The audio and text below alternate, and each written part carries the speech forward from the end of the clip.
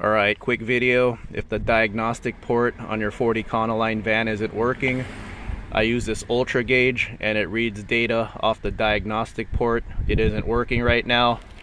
And I noticed my cigarette lighter 12-volt accessory plug, this one isn't working. This one works, this one doesn't work. So I have a feeling it just shares the same fuse. Here's the owner's guide for this van. 1999, so I was correct. A lot of times car manufacturers share the diagnostic port with the cigarette lighter. So fuse 23, 20 amp cigarette lighter, data link connector, DLC, downloadable content. So number 23 is right there. So what's a 22?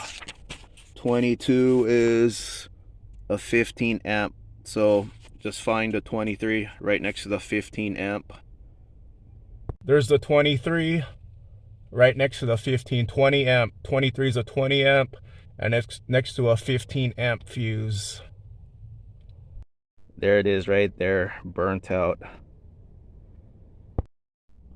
Here's a brand new 20 right here. Plugged in. Now this should work. Here's the fuse box cover with the fuse puller, like little tweezers. Cover is back in place. I probably should test it first before I put the cover back in place, but I'm pretty confident it's gonna work. This port is working again, along with this one. There's a light right there. Now let's try the diagnostic port. Okay, let's go ahead and try the diagnostic port. There it is. It works.